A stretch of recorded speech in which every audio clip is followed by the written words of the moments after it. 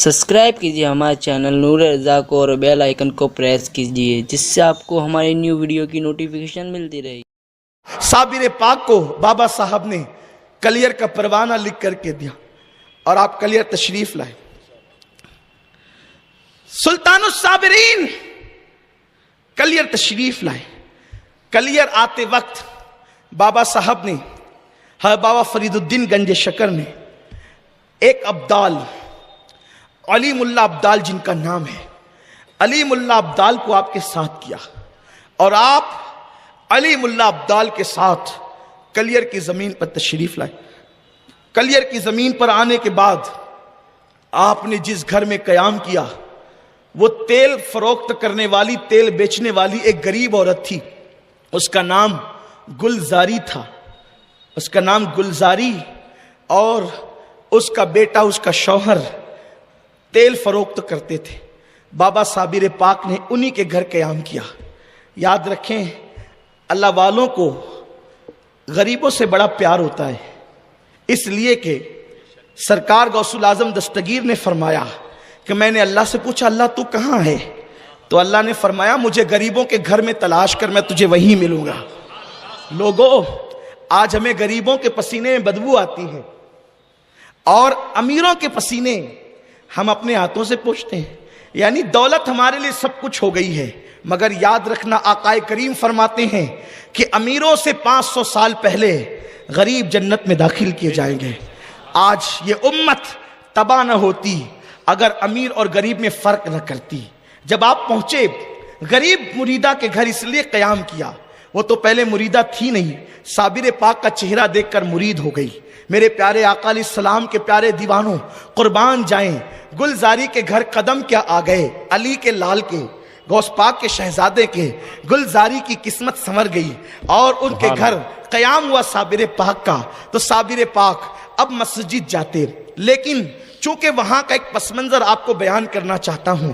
Clear شریف جو ہے وہ قریب ہے ہریدوار کے، اور وہاں کل بھی اور آج بھی شرک بہت عروج پر تھا، اب بھی ہے، بڑے بڑے بت خانے وہاں پر بنے ہوئے ہیں۔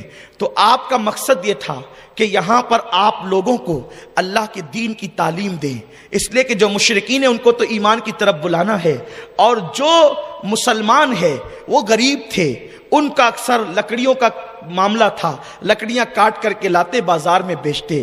وہاں ساہوکار لوگوں کی زیادہ چلتی تھی، زمیندار لوگوں کی زیادہ چلتی تھی۔ وہاں پر ایک زمیندار تھا جس کا نام قیام الدین تھا، اور قیام الدین کا لقب تھا زموان، اور وہاں پر ایک امام تھا قاضی القضاء جس کو مقرر کیا گیا تھا، اس کا نام قاضی تبرک تھا، وہ اس کی جامع مسجد کی امامت کرتا تھا۔ قاضی تبرک نے مالداروں کو پکڑ رکھا تھا اور غریبوں کو چھوڑ رکھا تھا، بلکہ اس مسجد کا ماحول یہ تھا، غور سے سنیں، صابر پاک کو بابا فرید نے وہاں بھیجا، اور بابا فرید کی نظر میں پاک پٹن میں بیٹھ کر کلیئر کی گندگی ان کے سامنے تھی، اسی لیے تو آپ نے بھیجا کہ وہاں جا کر گندگی دور کرو، کیونکہ مسجد کا مقصد ہے۔ ایک ہی صف میں کھڑے ہو گئے محمود و ایاز، نہ کوئی بندہ رہا نہ کوئی بندہ نواز۔ صابر پاک وہاں پہنچے تو قاضی تبرک نے یہ ماحول بنایا تھا کہ مالداروں کے لیے مصلے بچھتے تھے، اور غریب اگر پہلے سے آ کر بیٹھ جاتا اور مالدار بعد میں آتا تو غریب کو اٹھا دیا جاتا اور پیچھے کر دیا جاتا، یعنی دین کے نام پر دین کا مذاق اڑایا جا رہا تھا۔ آپ کو معلوم ہے حضرت سیدنا عبداللہ ابن مبارک ارشاد فرماتے ہیں کہ کسی نے پوچھا عبداللہ ابن مبارک سے یہ بتاؤ انسان کون ہے، انسان کسے کہتے ہیں؟ فرمایا علماء حق انسان ہے۔ تو پھر پوچھا بادشاہ کون ہے؟ فرمایا جو زاہد لوگ ہیں، عابد و زاہد وہ بادشاہ ہے۔ کہا کمینے لوگ کون ہیں؟ کمینے ذلیل لوگ کون ہیں؟ تو عبداللہ ابن مبارک کہتے ہیں جو دیندار بن کر دین کے کو بیچ کر دنیا کماتے ہیں وہ کمین اور ذلیل لوگ ہیں، اور دنیا کما کر دین کو بیچ کر دنیا کماتے ہیں اور جعلی تقدس دکھاتے ہیں، یعنی جعلی مقدس بنتے ہیں۔ مقدس بننے کا خوبصورت داڑھی کی تراش خراش، ہاتھ میں تسبیح، بغل میں مصلی، سفید کپڑے، اور اس کے بعد زبان پر قال اللہ قال الرسول، زبان پر قرآن حدیث، لیکن یہ تقدس صرف زبان تک ہے، دلوں میں گناہ کی محبت، دلوں میں عیاشیوں کی محبت، دلوں میں برائیوں کی محبت، دلوں میں گناہوں کی محبت۔ عبداللہ ابن مبارک کہتے کرتے ہیں دین بیچنے والے سب سے ذلیل اور کمینے لوگ ہیں. فرمایا میرے آقا صلی اللہ علیہ وسلم نے کہ کوئی دیندار اگر کسی مالدار کا احترام کرے مال کی بنیاد پر تو اس نے اپنے ہاتھوں سے اپنے دین کو قتل کر دیا.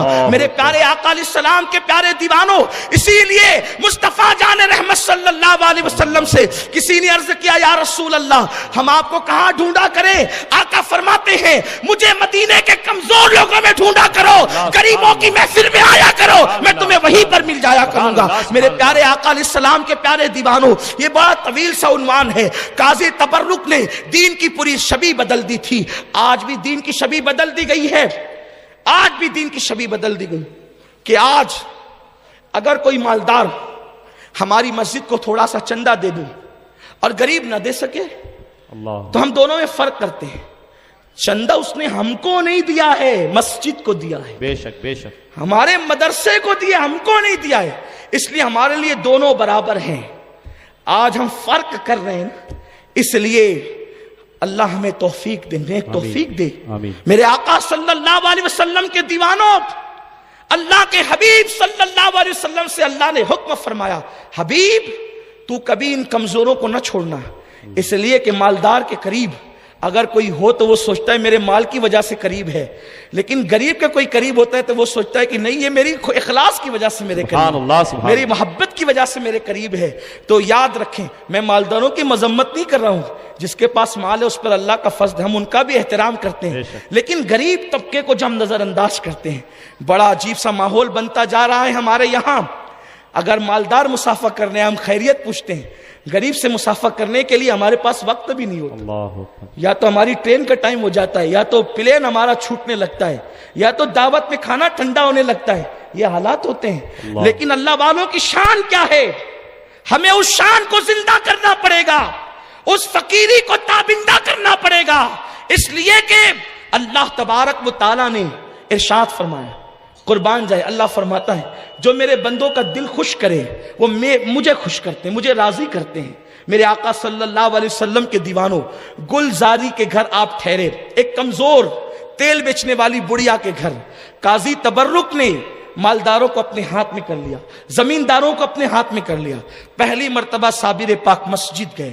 صابر پاک بہت خوبصورت تھے. آپ کے حلیے کے مطابق بتایا جاتا ہے، آپ کا حلیہ یوں لکھا ہوا ہے، آپ کا میانہ قد تھا، پستی بمائل. آپ کا قد میانہ تھا اور آپ بڑے خوبرو تھے. خوبرو اس طرح کہ سرکار غوث الاعظم دستگیر کے پوتوں میں آپ کا شمار ہوتا ہے. بڑے حسین و جمیل تھے. اور غوث پاک کا حسن کیا تھا؟ میرے امام فرماتے ہیں مصطفیٰ کا تنے بے سایہ کا سایہ دیکھا، جس نے دیکھا میری جان جلوے زیبا تیرا. تو آپ مسجد گئے، مسجد میں گئے تو دیکھا تو لوگ بڑے متاثر ہوئے.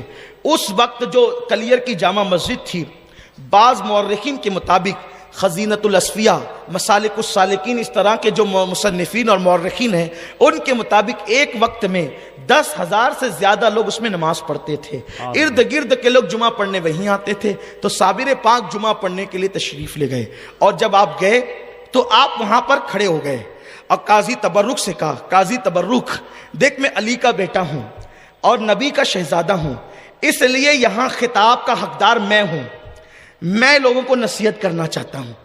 اس نے کہا میں یہاں برسوں سے امام ہوں اور آپ مجھے کہتے ہیں کہ خطاب آپ کریں گے، ایسا تو نہیں ہو سکتا. آپ نے فرمایا خطاب ہمارا حق ہے، منبر و محراب ہمارا حق ہے، لیکن آپ جانتے ہیں یزید کے دور سے لے کر آج کے دور تک علی کی اولاد کے خطاب سے لوگ ہمیشہ ڈرتے رہے ہیں کہ جب بھی ان کی زبان کھلے گی تو یہ ہے علی کے بیٹے، جب بولنے لگیں گے تو چھا جائیں گے زمانے پر. اسی لیے دمشق کے منبر پر بھی امام زین العابدین نے جب خطبہ شروع کیا، پہلے تو یزید نے ان کو تقریر کی اجازت نہیں دی، اور اگر بادل ناخواستہ پبلک کے اصرار پر اجازت دی، امام زین العابدین نے 2 حدیثیں اپنے نانا کی کیا پڑھی، اس لیے کہ جو علی و فاطمہ کی اولاد ہیں دنیا کے سارے خطیبوں کو ایک طرف کھڑا کر دیں اور جو فاطمہ وہ علی کا سچا اصلی خون ہے ان کے پاس صحیفہ فاطمہ کا علم ہوتا ہے، جہاں تک لوگوں کی نظریں نہیں جاتی وہاں ان کے دل کا کنیکشن جاتا ہے. اس لیے دنیا میں وہ موتی جو کوئی نہیں لا سکتا وہ علی جو فاطمہ کی اولاد لاتی ہے. اسی لیے تو غوث الاعظم دستگیر نے جب خطاب شروع کیا تو بغداد کے سارے خطیبوں کی محفلیں سونی پڑ گئی. عبد القادر جیلانی کی محفل میں 70,000 لوگ آنے لگے. لوگ پاگل ہیں تقریر کا موقع دیں گے، انہیں پتا ہے کہ جس دن موقع مل گیا ہماری محفلیں سونی پڑ جائے گی، کیونکہ علی کی اولاد جب بولے گی علی کا گھر بھی کیا گھر ہے کہ اس گھر کا ہر ایک بچہ جہاں پیدا ہوا شیر خدا معلوم ہوتا. نعرہ تکبیر، نعرہ رسالت، خاندان اہل بیت، نعرہ تکبیر، نعرہ رسالت، حضرت مولانا سید امین القادری صاحب قبلہ. پوری دنیا میں اس دور سے لے کر بنو امیہ سے لے کر آج تک پابندی کی کوشش ہے، پابندی کی کوشش ہے. کیونکہ جب امام زین العابدین نے بولنا شروع کیا تو بے نمازی یزید کو بھی نماز یاد آ گئی. بے نمازی یزید، بھائی نماز کا وقت ہو گیا، اذان دو، اذان دو. امام زین العابدین ایک اذان ہوئی تو اس کا جی نہیں بھرا کہ اس کی آواز تو غالب ہے، یہ تو بڑا چلا کر بولتا ہے، اس کی آواز تو زین العابدین کی آواز تو غالب ہے، کہیں یہ دل نہ پھاڑ دے لوگوں کے. تو ایک اذان ہوئی، شروع کی، اس پہ دل دوسرے کا تو بھی دے، تیسروں کا تو بھی دے، چوتھے کا تو بھی دے، پانچ لوگوں کو کھڑا کر دیا. اذان ہونے لگی. اذان کا تو ادب کرنا تھا نا، نبی کا شہزادہ عمل نہ کرتا تو کون کرتا. امام زین العابدین چپ ہو گئے. جب چپ ہوئے نا منبر سے نیچے آ گئے، کہا تو نے وعدہ خلافی کی.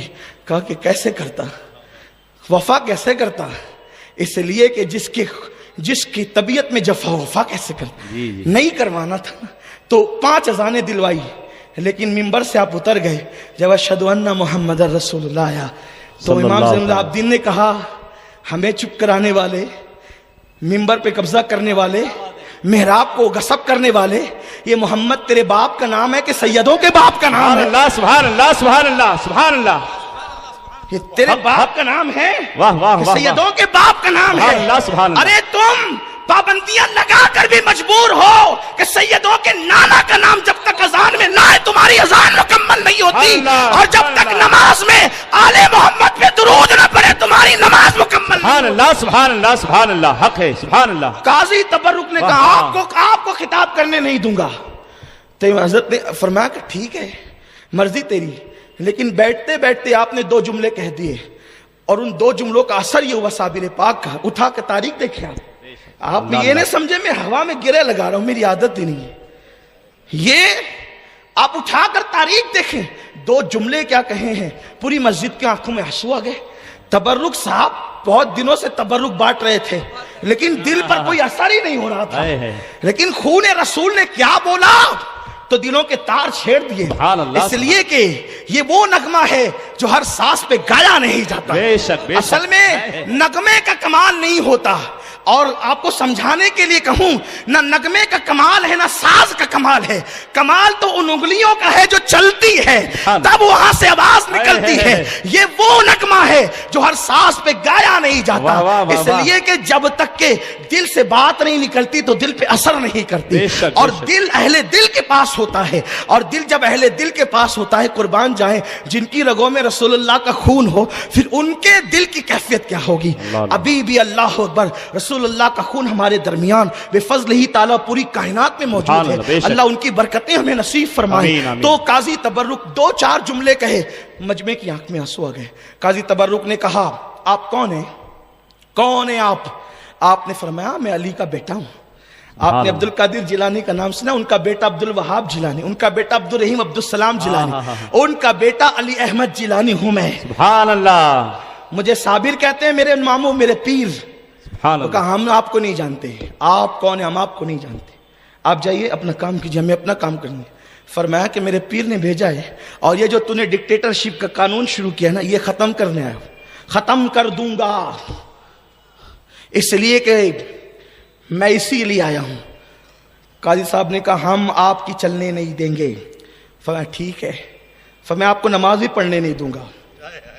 نبی کے شہزادے کو نبی کی مسجد میں نماز کی اجازت نہیں، چور پڑے، ڈاکو پڑے، لٹیرے پڑے، زانی پڑے، شرابی پڑے، نبی کے شہزادوں کو اجازت، سب کے لیے جگہ ہے، نبی کے شہزادوں کے لیے جگہ نہیں۔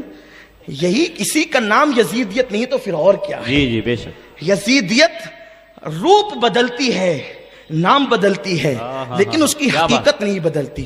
یزیدیت کا مختصر تعارف یہ ہے جو سیدوں کا دشمن ہوگا وہ یزید ہوگا وقت کا، اور اس سے بڑھ کر کیا ہے؟ بے شک، اصطلاح اسی کا نام ہے، اس لیے کہ اگر آل حسین زندہ ہے خون رسول کی بنیاد پر تو آل یزید بھی موجود ہیں بغض اہل بیت کی بنیاد پر، اور جب تک ایمان قرار نہیں پا سکتا جب تک آل محمد کی محبت نہ ہو، کیونکہ حضور کی محبت ایسے تھوڑی مل جاتی ہے، جب تک آل کی محبت نہ ہو رسول پاک کی محبت نہیں ملتی۔ نکال دی گئے مسجد سے، لوگ بیان کرتے ہیں صابر پاک نے مسجد گرا دی، نہیں، بہت غلط ہے یہ۔ پہلی بار مسجد سے نکالے گئے، آپ حسرت سے دیکھتے رہے، جمعہ سب پڑھتے ہیں، میں نہیں پڑھتا، میرے نانا نماز لانے والے ہیں اور میں نہیں پڑھتا نماز، جمعہ کی نماز مجھ سے چھوڑی جاتی ہے۔ آپ گئے اور آپ نے نماز ظہر ادا کی گلزاری کے گھر پہ، اور بابا صاحب کو خط لکھا، بابا صاحب دیکھو ایک قاضی تبرک نے ایسا کیا، اور زموان ہے اس کا پکا بھگت، مالداروں کو اس نے ہاتھ میں لے رکھا ہے، وہ چلنے نہیں دیتا، اب آپ کیا کہتے ہیں آپ بتائیں۔ بابا صاحب نے قرآن کی آیتیں اور حدیثیں لکھی، اور قرآن حدیث لکھ کر کے وہ خط علی ملا ابدال کے ہاتھوں۔ اچھا یہ ابدال کون ہوتے ہیں؟ ابدال وہ ہوتے ہیں جو اتنے نرم دل ہوتے ہیں جو کبھی کسی کا برا نہیں چاہتے، کبھی کسی کی غیبت نہیں کرتے، کسی کی برائی نہیں کرتے۔ رہنے دو، یہ صابر پاک کی محفل ہے، ابھی چائے رہنے دیں آپ، اے بابو جو بھی لائے ہو نا رہنے دو، صابر کی محفل ہے، ابھی صبر کریں گے، سلام کے بعد سب ہوگا، جی جی صلاۃ اسلام کے بعد سب ہوگا، ابھی نہیں، بتوجہ بٹے گی تو توجہ فرمائیوں، بھی وقت زیادہ ہوا ہے اور بہت شارٹ کر رہا ہوں میں، بہت مختصر۔ تو بابا صاحب نے قرآن حدیث کی روشنی میں خط لکھا۔ بابا صاحب بہت بڑے عالم تھے، صابر پاک خود بھی بڑے عالم تھے، پورا وہ نصاب جو اس زمانے کا 25 سال کا نصاب ہوتا تھا، ابھی 8 سال کا 5 سال کا نصاب، اس زمانے میں 25 سال کا نصاب ہوتا تھا، 25 سال کا نصاب بابا فرید سے صابر پاک نے صرف 2 سال میں پڑھا تھا۔ سبحان اللہ، یہ اتنے بڑے پائے کے عالم تھے صابر پاک۔ لوگ سمجھتے ہیں یہ جو مزاروں میں سو رہے ہیں نا فقیروں کی حیثیت سے، ان کو کچھ نہیں آتا، سب ابھی آنے لگا ہے۔ ارے ان کو وہ آتا تھا جو آپ کا دماغ وہاں تک نہیں جا سکتا، بے شک وہ لاکھوں حدیثوں کے حافظ ہوتے تھے۔ اگر صابر پاک کے علم دین پر، ان کی فقہی بصارت پر، علم حدیث پہ گفتگو کی جائے تو اس کے لیے ایک ایسا مجمع چاہیے جو اہل علم ہو، ورنہ آپ کو بہت مشکل لگے گا، آپ کہے گا سید صاحب نے کیا چھیڑ دیا۔ تو جو چیزیں مشکل ہوتی ہیں میں اس کو تھوڑا چھوڑتا ہوں، کیونکہ مجھے آپ کے ذوق کا بھی خیال کرنا ہوتا ہے، اور میرے ساتھ علماء کی بڑی ٹیم بھی ہوتی ہے۔ پروگرام کے بعد وہ کہتے ہیں مجھے آج تھوڑا سا طبیعت خراب لگی آپ کی، یعنی میں سمجھ جاتا ہوں کہ ان کو تقریر اچھی نہیں لگی، تو یہ کہتے ہیں اس طرح سے، تو ان کا بھی خیال کرنا ہوتا ہے۔ یہ لوگ رعایت نہیں کرتے، میری دسترخوان پہ بیٹھتے ہیں تو کہہ دیتے ہیں، اور اللہ کرے یہ کہتے رہے تاکہ گاڑی صحیح چلتی رہے، پٹری پر چلتی رہے، اور کبھی غلطی بھی ہو جاتی دیتے ہیں الحمدللہ، کیونکہ غلطی انسان پاک تو ہے نہیں۔ اللہ تبارک و تعالی ہمارے علماء کو سلامت رکھے، انہیں باکرامت رکھے، انہیں عروج و سربلندی عطا فرمائے۔ تو عرض کر رہا تھا، بابا صاحب نے خط لکھا، دیکھو صابر حق پر ہے اور صابر کی اطاعت کرو، اللہ کا نیک بندہ ہے، اس کے مرتبے میں جانتا ہوں تم نہیں جانتے۔ اور جب وہ خط علی ملا ابدال لے کر کے، علی ملا ابدال فجر میں نکلتے تھے، زہر میں واپس پاک پٹن سے آ جاتے تھے، اتنا لمبا سفر، علی ملا ابدال، اتنی طاقت اللہ نے ان کو دی تھی، اور اس کا بڑا ثبوت ہے۔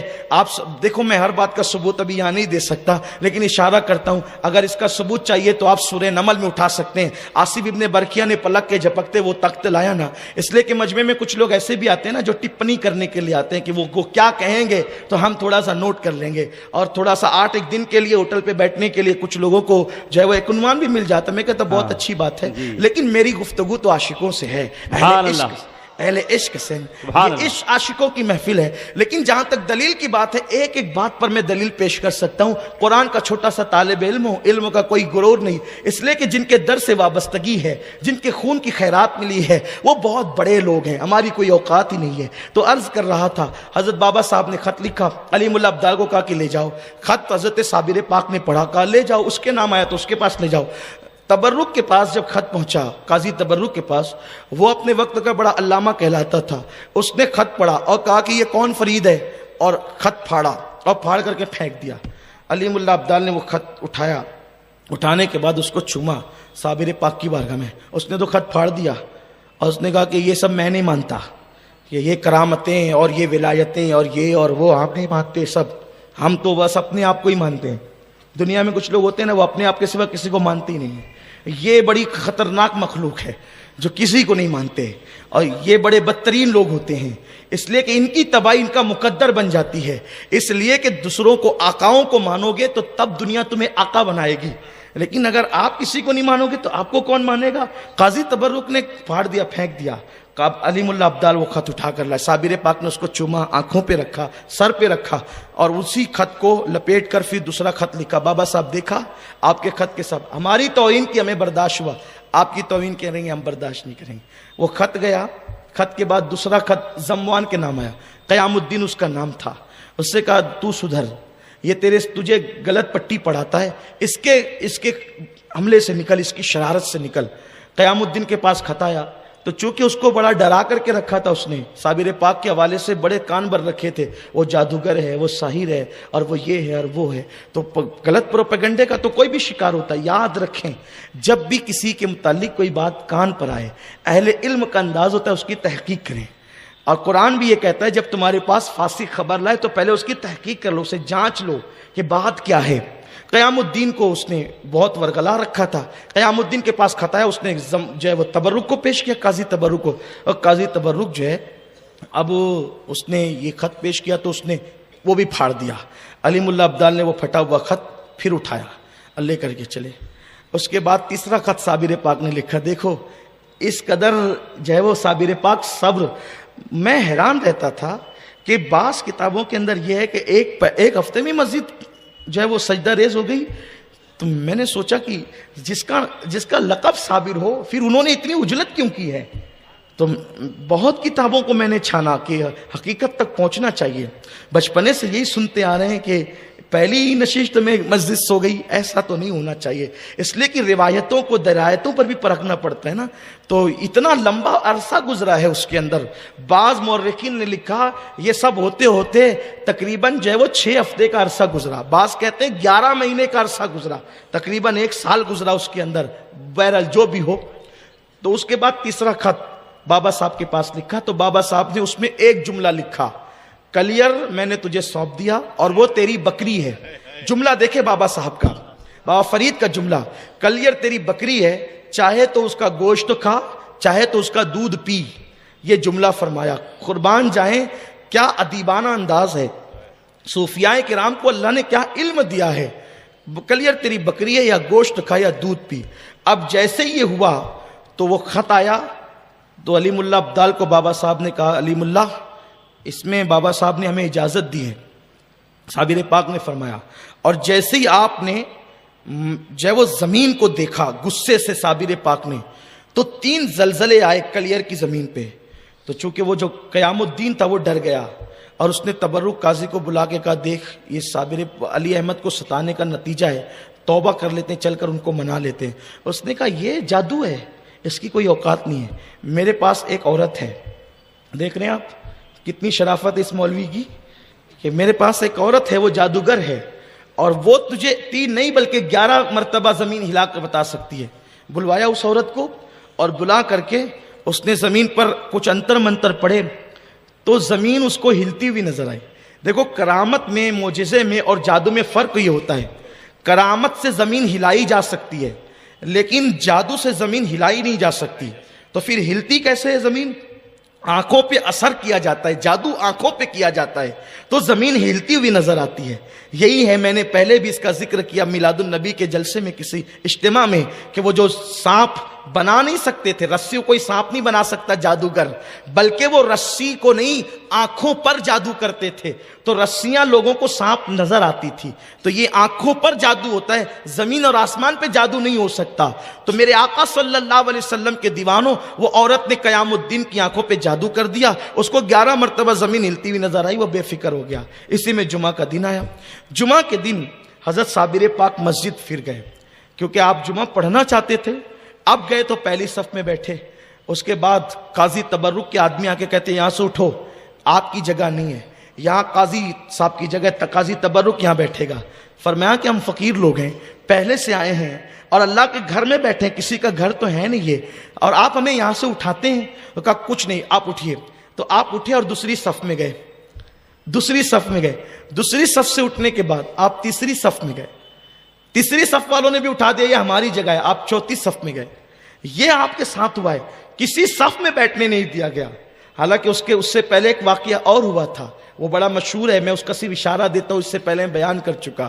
مسجد میں حضرت صابر پاک کو قیام الدین نے کہا تھا کہ اگر آپ اللہ کے ولی ہیں, برگزیدہ بندے ہیں, تو میری بکری 3 مہینے سے گم ہے, وہ ہے کہاں, آپ اس کا ذکر کریں. آپ نے 27 لوگوں کو کھڑا کیا مسجد میں سے.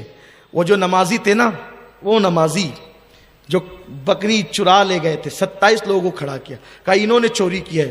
کہا علی احمد ہم پہ الزام نہ لگاؤ, یہ کیسی بات آپ کرتے ہیں کہ ہم نے چوری کی, ہم نمازی لوگ ہیں. آپ نے فرمایا قیام الدین تیری بکری کا کوئی نام ہے؟ اس نے کہا ہاں ہے. فرمایا نام لے کے پکار. سبحان اللہ. بکری کا نام لے کے پکار. 3 مہینے ہو گئے بکری چوری ہوئے, لوگ کھا کے ہضم کر گئے, پاخانہ کر گئے, اور صابر پاک نے تو اس کا نام لے کے پکار.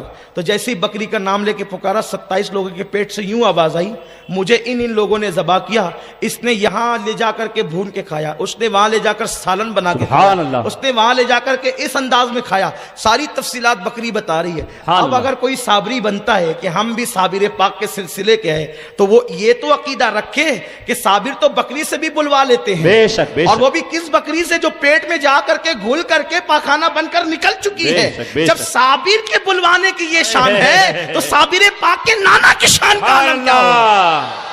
سبحان اللہ, سبحان اللہ. چشتی صابری کہلانے سے کام نہیں چلے گا. بے شک, بے شک. عرض کر رہا تھا کہ حضرت صابر پاک رحمت اللہ تعالی علیہ نے بکری, قیام الدین کا بکری کو آواز لگا, اس نے بکری کو آواز لگائی, بکری نے پکار کر کے کہا, تو قیام الدین متاثر ہو گیا. جب متاثر ہوا تو اس نے کہا قاضی تبرک سے, قاضی صاحب یہ تو اللہ کا ولی. کہا نہیں نہیں, یہ بھی جادو ہے, یہ بھی جادو ہے, یہ نہیں مان. آپ غور فرمائیں, جس کی وہ آپ مالیگاؤں کی زبان میں کہتے ہیں جس کی کھجا کر آتی ہے, پھر وہ کبھی نہیں مانتا. نہیں, یہ ہنسنے کی بات نہیں ہے, یہ سچی بات عرض کر رہا ہوں کہ ہاں, تو بڑی عجیب سی چیز ہے, یہ بڑی خطرناک سی چیز ہے. اور پھر اس کے بعد پہلی صف سے دوسری, دوسری سے تیسری, تیسری سے چوتھی, چوتھی سے پانچویں.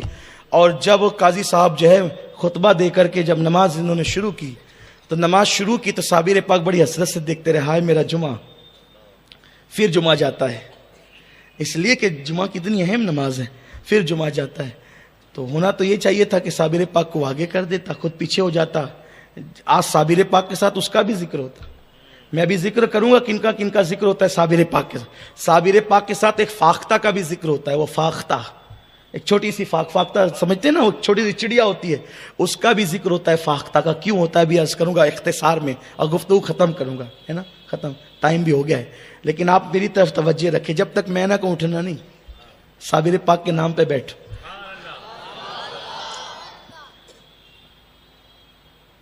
تو جب آپ بالکل باہر ہو گئے اور اس نے نماز شروع کی, حیرت ہے, درود ابراہیم میں آل محمد پر درود پڑھنا ہے اور برکت کی دعا کر, اور آل محمد کو مسجد سے باہر کر دیا. یہی تو منافقت ہے, اسی کو منافقت کہتے ہیں, اسی کو یزیدیت کہتے ہیں. آپ زینے پہ کھڑے ہوئے اور جب زینے سے نیچے اترے, مسجد کو دیکھتے رہے. بڑی خوبصورت سی مسجد تھی, بڑی مسجد تھی, وقت کے بادشاہ نے بنایا تھا. لوگ کہتے ہیں اس کو سلطان شمس الدین التمش کی بنائی ہوئی تھی, بعض لوگ کہتے ہیں ناصر الدین کی بنائی تھی, جس کی بھی بنائی تھی, لیکن بڑی خوبصورت مسجد تھی وہ. جب وہ رکوع کرنے لگے, صابر پاک نے کہا مسجد سب رکوع میں گئے اور تو کیوں کھڑی ہوئی ہے, تیرا قیام کیوں ہے؟ جب سب رکوع کرتے ہیں تو تیرا قیام کیوں, تو بھی رکوع کر. اور اس کے بعد اتنا کہنا تھا کہ وہ مسجد گر گئی. مسجد گری تو سب دب گئے, مر گئے اس میں سے. بڑی مشہور سی کرامت ہے کہ گلزاری آئی حضرت، وہ میرا بھی بیٹا اس کے اندر تھا نا، فرمایا کہ کوئی بھی لاش کا ہاتھ پکڑ کے اپنا بیٹا سمجھ کے نکال لے، یہ خاص بات ہے اس کا۔ ابھی تک آپ نے یہی سنا ہے نا کہ اپنا بیٹا نے، ارے جہاں 10,000 مصلی ہوا ڈھونڈتی کہاں پھرے گی وہ؟ تو صابر پاک نے اپنی ماننے والی کو یہ بھی تکلیف نہیں دی کہ بیٹا ڈھونڈنا ہے۔ حادثے میں لوگ لاشیں ڈھونڈتے ہیں، حادثے میں لوگ لاشیں ڈھونڈتے ہیں، لوگ کہتے ہیں گھر سے نکلو تو پتہ جیب میں رکھ کر نکلو۔ حادثے چہرے بھی بدل دیتے ہیں، اور بدل نہیں دیتے، وہ تو جیب کا پتہ بھی جلا دیتے ہیں۔ حادثے ایسے ہوتے ہیں کہ جیب کا پتہ بھی جلا دیتے ہیں، لیکن صابر پاک کے پاس گلزاری آئی، اور آنے کے بعد کا حضرات مسجد تو گری، سب دفن ہو گئے بغیر کفن کے۔ آل محمد اور اہل بیت کے گستاخوں کو کفن بھی نہیں ملتا۔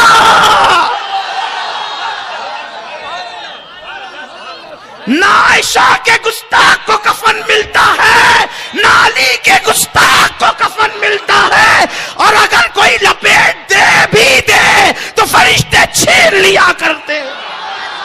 نعرہ تکبیر، نعرہ رسالت، مقام مصطفیٰ۔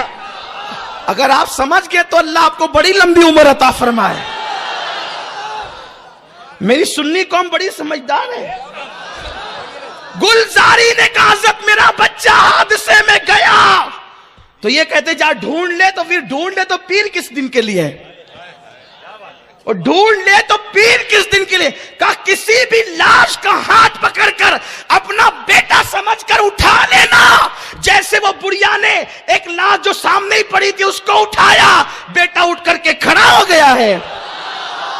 جب ایسا عقیدہ ہو تو صابری بنے گا، اس لیے کہ صابری کوئی دکان کا نام نہیں ہے، صابریت کسی آئٹم کا نام نہیں ہے، صابری کسی مٹھائی کا نام نہیں ہے۔ ہاں میں آپ کو بہت دل کا درد پیش کر رہا ہوں، ہم قادری ہیں، اشرفی ہے، برکاتی ہے، لیکن صابر پاک کا ہمارا عقیدہ ایک ہے، ہم بھی صابری ہیں۔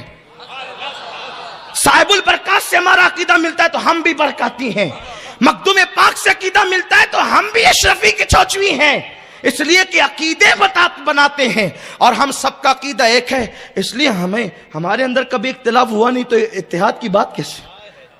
ہاں ہمیشہ متحد، اس لیے کہ جب تک عقیدہ ایک رہے گا ہمارا اتحاد قائم رہے گا۔ اتحاد عقیدے کا ایک ہونے کا نام ہے۔ ہاں تو صابر پاک کی وہ مریدہ اٹھا لیا، مل گیا اس کو بچہ۔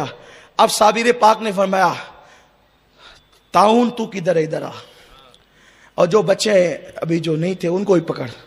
تو لوگ تو بھاگنے لگے، کچھ لوگ مرنے لگے۔ اچھا آپ یہ سوچیں گے کہ یہ سید صاحب یہ بھی کوئی کرامت ہے؟ آپ کرامت بیان کرنے بیٹھے ہیں کہ صابر پاک کی معاذ اللہ بے ادبی کر رہے ہیں۔ میں نے کہا کیا بھائی کیا ہوا؟ کرامت مسجد گرا دینا بھی کرامت ہے۔ میں نے کہا قرآن پڑھ۔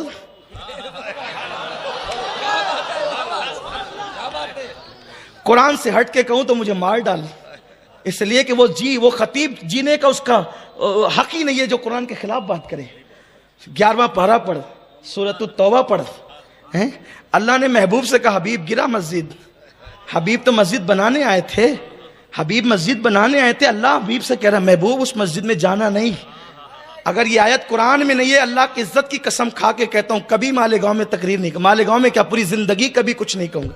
لیکن اگر یہ قرآن میں ہے تو پھر صابر پر الزام کیوں ہے کہ انہوں نے مسجد گرائی؟ ارے جب رسول اللہ نے گرائی تو صابر پاک نے گرا کے کون سا جرم کیا؟ تو اب آپ کہیں گے پھر کون سی مسجدیں سنبھالی جاتی ہے؟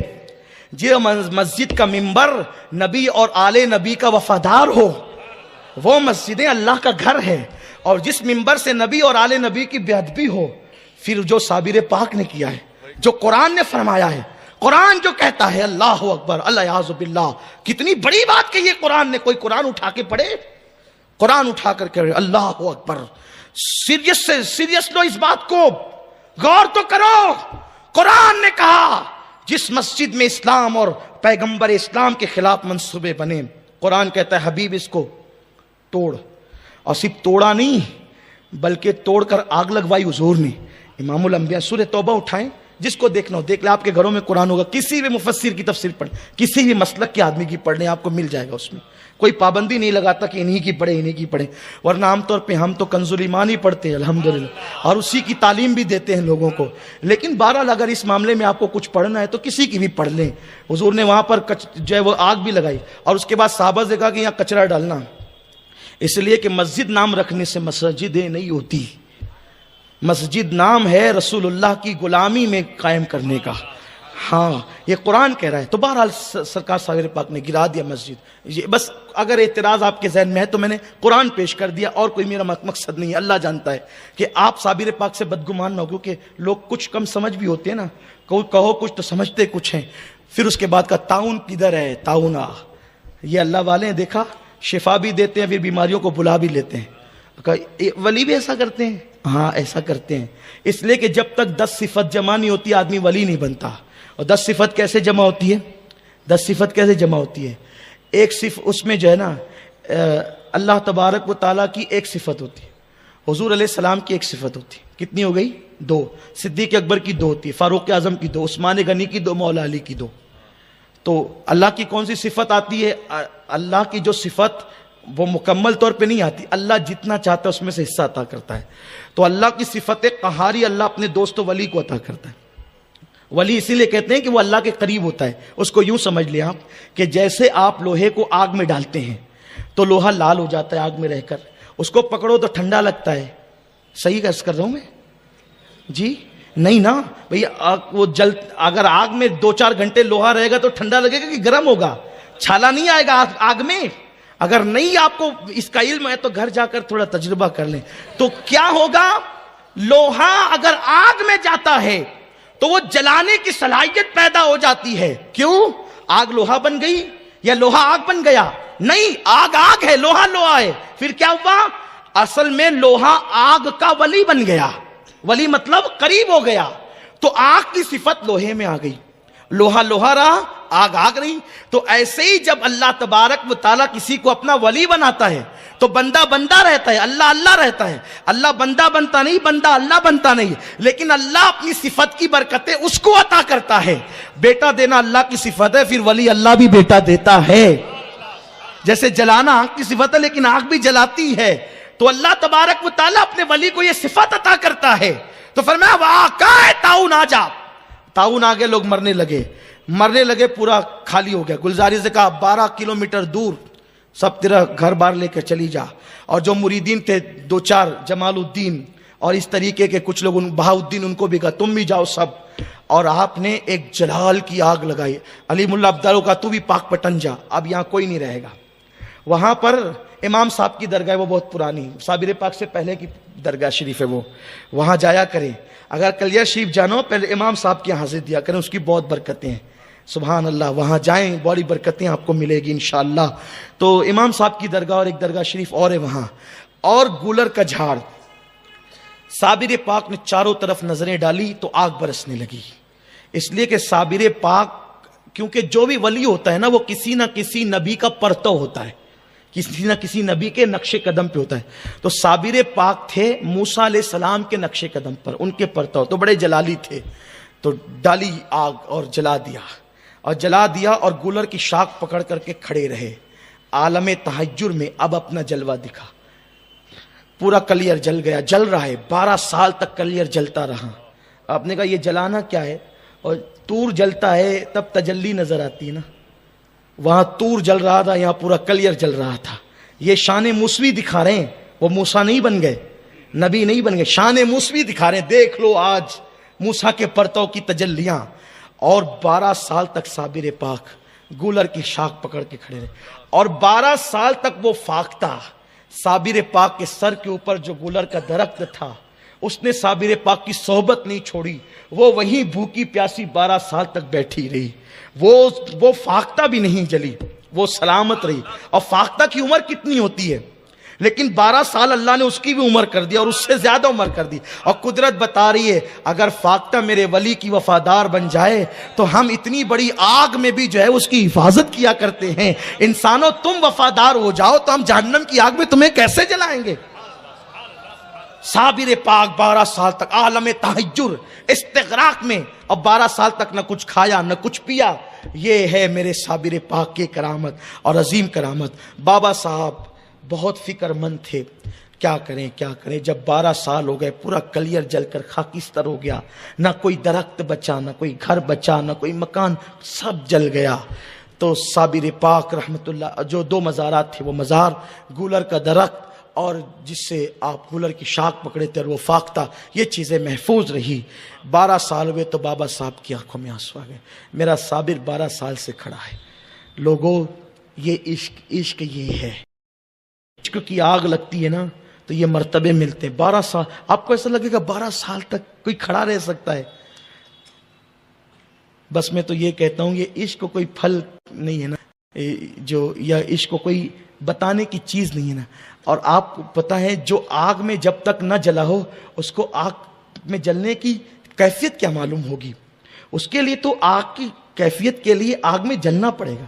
تو لوگوں کو عشق عشق عشق کی بات لوگوں نے بہت کی ہے، لیکن اصل جو عشق خدا و رسول ہے، یہ وہ آگ ہے جب اس کے مزے میں انسان چھلانگے لگاتا ہے تو راتوں کی نیند اڑ جاتی ہے، کھانے سے تعلق ٹوٹ جاتا ہے، لوگوں سے تعلق ٹوٹ جاتا ہے، پھر وہ اللہ ہی اللہ میں مست ہو جاتا ہے. یہ زبانی اللہ اللہ جو کرتے ہیں، یہ کوئی یعنی کہ آپ کو کوئی کسی بڑی منزل پہ نہیں پہنچانا. زبان پہ اللہ ہے اور دل میں گناہوں کے بت ہیں، گناہوں کی محبت ہے، اس سے کچھ نہیں ملنا ہے. جب تک زبان کے ساتھ دل اللہ اللہ نہ کہے اور اس میں آگ نہ لگے. اصل چیز ہے التقویٰ ہاں ہونا، تقویٰ یہاں ہے. ہم نے ظاہر سنوارا. کل بھی یہی بات میں نے کی تھی.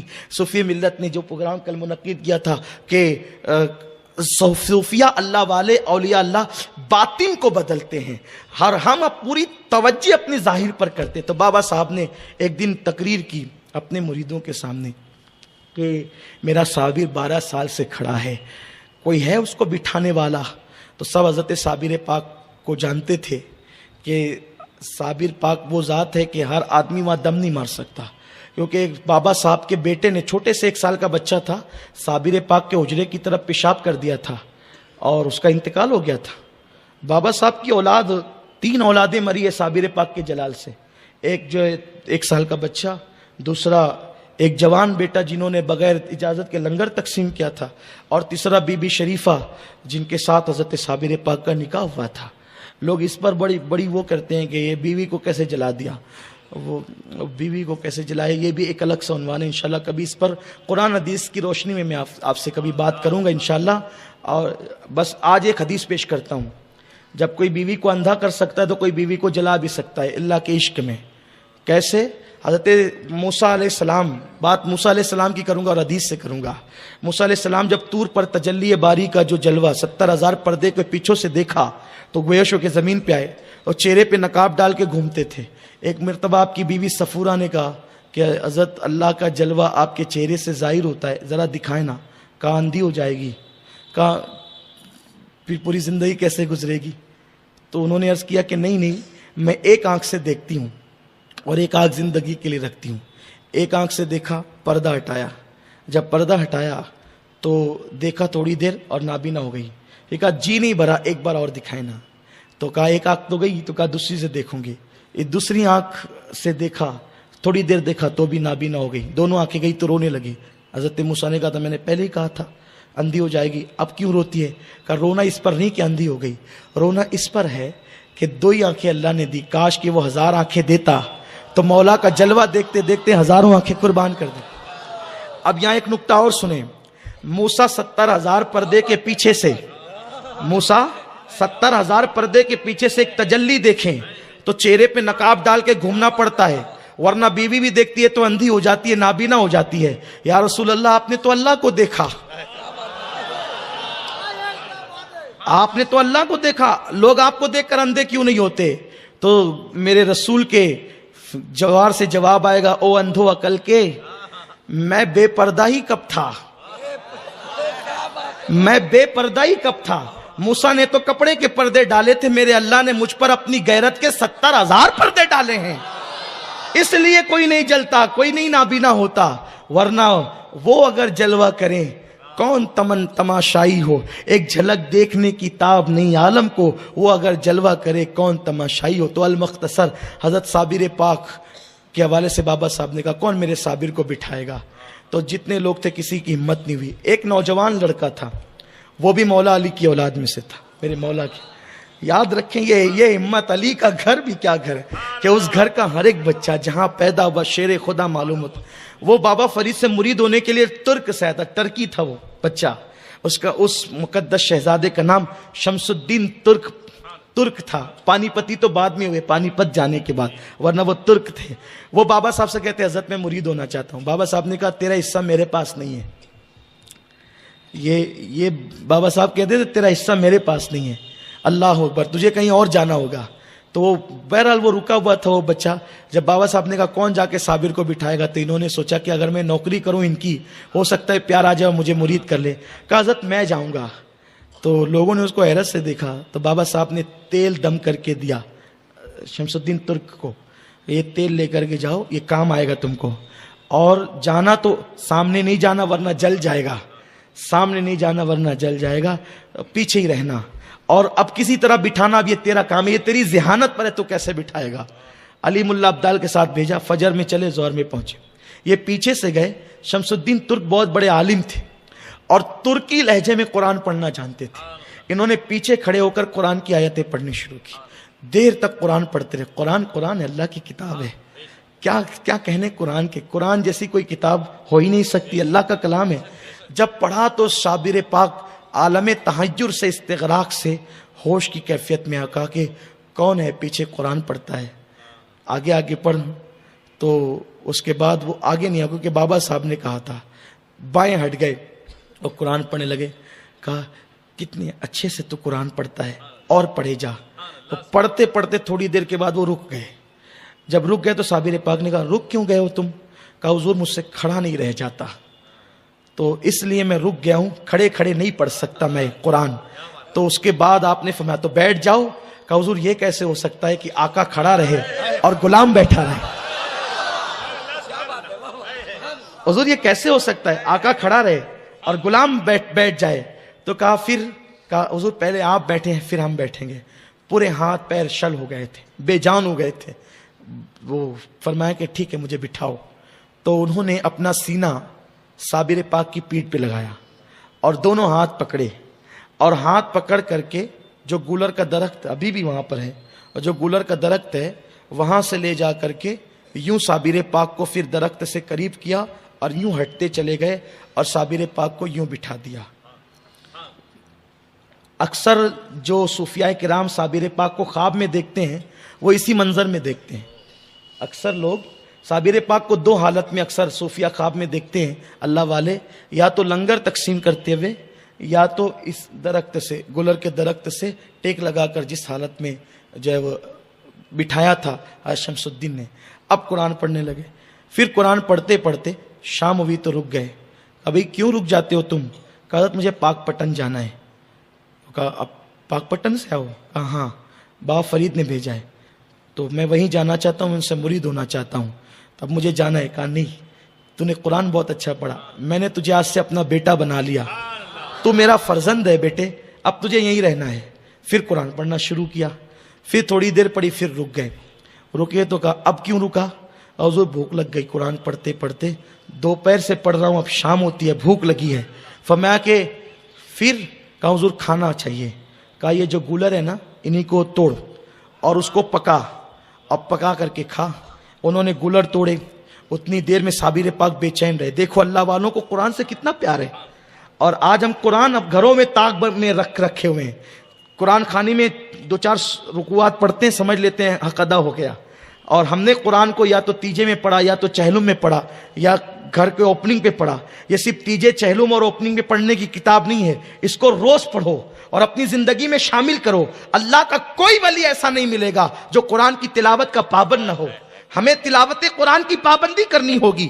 ڈاکٹر اقبال نے کتنی پیاری بات کہی ہے, جب لوگ مرتے ہیں آقا فرماتے ہیں مرنے والوں کے بعد جن کو سکرات کی تکلیف ہو قرآن پڑھا کرو. جب تم قرآن پڑھو گے تو اس کی موت آسان ہو جائے گی. ڈاکٹر صاحب کہتے ہیں لوگوں تم نے قرآن سے تو مرنا سیکھا, لیکن قرآن سے تم نے جینا نہیں سیکھا. ارے جس قرآن کی برکت سے اللہ موت کی تکلیف کو آسان کر دیتا ہے, کیا اس قرآن کی برکت سے اللہ زندگی کی تکلیفوں کو آسان نہیں کر سکتا؟ आओ कुरान की तरफ, कुरान की तिलावत की तरफ। तो उन्होंने गुलर बनाए और उसमें जो है वो लाए, कहा खा लो। नहीं हुजूर, आका भूखा रहे और गुलाम खाइए, कैसे हो सकता है? तो कहा कि ठीक है, हमको भी खिलाओ। खाया, फिर उसके बाद आपको वज़ू कराया, आपने वज़ू किया, मगरिब पढ़ी, उसके बाद इशा की नमाज़ पढ़ी। फरमाया देख, इशा के बाद से लेके तहज्जुद तक मेरे सामने मत आया कर, तहज्जुद के बाद आया कर। कहा ठीक है। फिर उसके बाद ऐसी रात गुजरती थी गुलर के दरख्त के नीचे। फिर उन्होंने घास फूस ला करके एक झोपड़ी बनाई। एक रात में वो झोपड़ी बन गई। फिर उसमें साबिर पाक रहते थे। फिर बाजू में दूर पर दूसरी एक अपने लिए झोपड़ी दूसरी रात को बनाई। अब ये सिलसिला चलता रहा, अब ये सिलसिला चलता रहा। अब ये सिलसिला आइंदा साल बयान होगा, लेकिन अब एंड जो बयान कर रहा हूँ, इख्तिताम, जो सिलसिला चलता रहा, मुझे याद दिलाइएगा इंशाअल्लाह। तो हम तो हर साल ये महफिल करते हैं, लेकिन एंड जो जिस पर करना चाहता हूँ, बरकत, अब हुसूल बरकत के लिए साबिर पाक ने बड़ी तरबियत की, शमसुद्दीन तुर्क की मुरीद किया, खिलाफत दी, और उसके बाद कहा कि तू अब जा, और अब तू यहाँ नहीं रहना, अब मैं यहीं अकेला रहूँगा, और जब मेरा इंतकाल हो जाएगा, जब तुझे वापस आना है। कहा हुजूर आपका इंतकाल होगा, मुझे कैसे पता चलेगा? फरमाया कि उस दिन तुझसे करामत का ज़हूर होगा, तो उस दिन समझ लेना कि मैं दुनिया से कूच कर गया। ये गए और फौज में नौकरी करने लगे, भर्ती हो गए। बड़ा मशहूर सा वाक़या, उसकी तरफ नहीं जाना।